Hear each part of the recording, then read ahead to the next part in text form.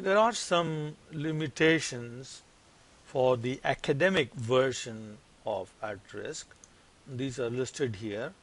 These limitations are not there in the commercial versions. If you buy the commercial version, okay, at-risk doesn't have these limitations. So a simulation model must be contained in a single workbook with at most 4 worksheets, and each worksheet is limited to 300 rows and 100 columns. That's pretty big. So it's really not that big of a deal. And the number of probability distributions for the input cell, like demand with the triangular distribution and so on. So those kinds of cells, okay, is limited to 100. Now you can go around this limitation by using Excel functions. Okay, when you can. Now there are some probabilities that you cannot generate using other using Excel built-in functions, and you can use at-risk functions for that. But whenever you can use built-in functions, then you can use the built-in functions. So that way you can incorporate more probability input cells. So the number of unattended iterations is limited to 1000, which is what we just saw in the previous example. So every time you have to click, once 1000 iterations have been done, so you have to click OK to proceed further. Now the at-risk graphs will contain the watermark that it is an academic version, and the distribution fitting tool. So if you have data, raw data, you can use the distribution fitting tool to fit what is the most likely probability distribution.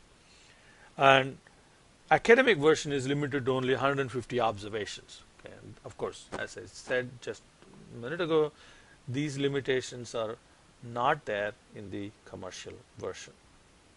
Okay, now let's look at the distribution fitting functionality of at-risk. So here I have a data set of median income of households, and I have 150 of those. Okay. Remember, this is academic version, so we are limited to only 150 data points. If it is a commercial version, then you can have any number. Now with this data, we want to fit what kind of probability distribution will generate numbers approximately like the data that we have. So you go to distribution fitting, and there are several ways in which you can fit. We'll use the basic one, which is fit.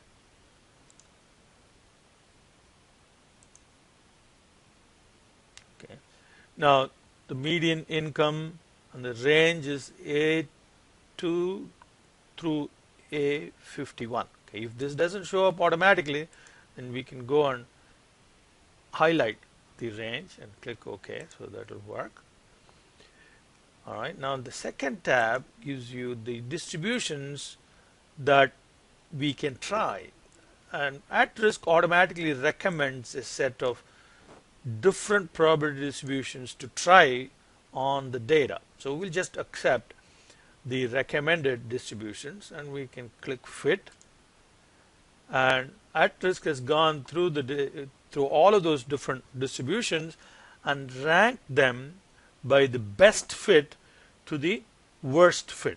Okay, we can compare the best fit for the other with the other distributions. Like for example, if you click the last one, you see what the actual value looks like and what the best fit looks like, which is the red line, and what the Levi distribution looks like. Okay. Obviously that's not a good one. So let's compare one more, say normal distribution. So let's compare this to normal distribution. You see, normal distribution will generate values from this distribution, whereas the actual distribution is like that. Okay.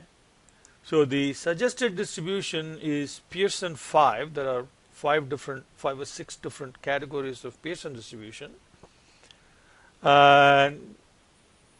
Log normal is probably a easier distribution to use, and it looks like log normal is very close to the best fit. The difference is not a whole lot, so we could probably use the log normal distribution.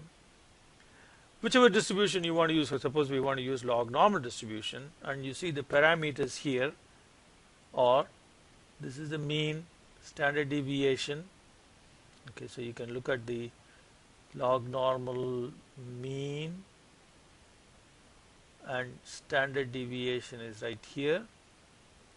Okay, and this is the converted value, and then the risk shift is 1631, so that is it shifted to the minimum value. So we can either copy paste this, or we can write this to a cell. We can write the function to a cell and then copy paste it. So write to a cell, and we want the log normal one. Okay, now we can say we want to put that in cell, say D1.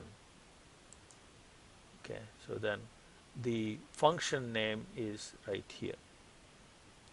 So the risk name of the function is median income. We really don't need that part. So this is the part that we need. So this, remember, this is the minimum value, and these are the, this is the standard deviation. This is the log normal value of the mean. So we can set this up in different cells and use it in the defined distribution.